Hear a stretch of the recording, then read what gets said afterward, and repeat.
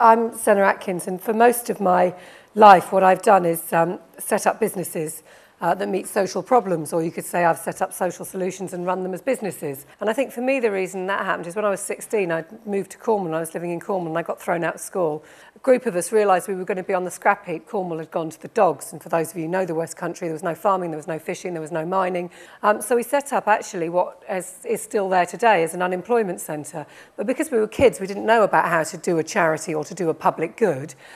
So we did what we knew how to do, which was tour around festivals. We put on kids' services at the Elephant Fair, at Glastonbury, and a range of other things, earned some money, developed that, managed to inveigle a building out of Penzance Council.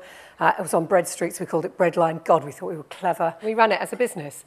And actually it met a huge social need for unemployment in Cornwall. And I give that as an example. Is that a private sector? Is that public sector? Is that social sector? It was run as a business, and subsequently, because it was run as a business, it's still there today. Actually, last year it got bought out, but it was up there until last year. And it still runs now. It's just been bought by a bigger venture. So that's kind of my background and where I started. But for those of you who've read the blurb, I'm now chairman of a government department. But I do understand a bit about what the government thinks of what public service should all be about. I chair Ofsted, which regulates and inspects all children's services and all learning services apart from universities. But the government has this really very strong agenda about what public service should do. And it's actually a lot of motherhood and apple pie, but it should be based on the choice. The public should have choice in every time they interface with the public sector. They should have full accessibility. They should have tailored services that meet their personal needs. And this doesn't matter whether you're talking about social services or having your rubbish picked up, or public service broadcasting. The ethos that goes across government, and actually you don't see much, I spend a lot of time with the other two parties, seeing much different to these basic ideologies about what public service should be.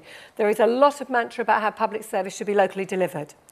Actually, there's very little delivery of local delivery, I have to say, but there's a lot of mantra about that. There's a lot of mantra about how public services should be sustainable, how they should be customer-led, how they should be sensitive to need. This is the general direction, which is basically talking about kind of bespoke public services for the individual. But of course, when you have a tax-based system, not a fee-based system, that becomes very unaffordable in many ways. And I think that where you get real consumerism drive with a challenge in how it's funded, you get real conflict. So I just put that down. I don't think it's necessarily wrong. But those are some of the ethos that are around in the public sector. There's then a real challenge for the public sector because the public sector actually can't deliver that.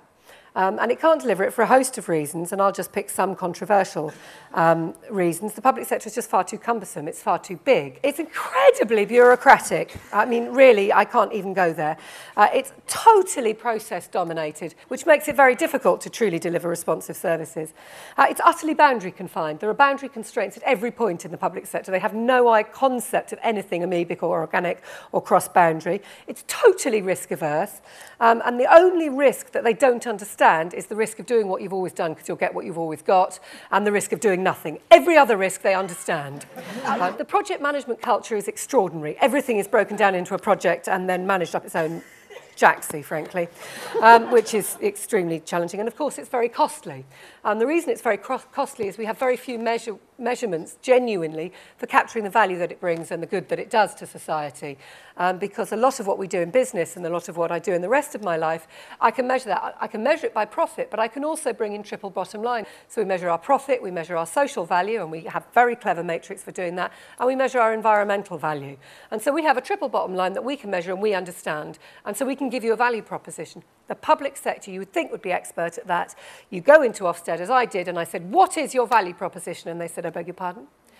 And eventually I said, well, for Christ's sake, just tell me. I got so cross. I said, tell me one thing. What does one thing cost? They can't tell you the cost of an inspection. They bloody can now. I've been there a little while. But they can't even tell you unit cost, so they can't ever even think through value. So what do we need? Just to finish, is entrepreneurs to deliver this. And what do they bring? They bring a lot of things that you will all know and understand. And those things, I think, are extremely important. They're about flexibility, they're about modernity, they're about understanding markets. And I think that's absolutely vital. And I hope you notice I managed to canter through that without mentioning the digital media at all, because I know naff all about it. And if you want to know about it, you need my children here.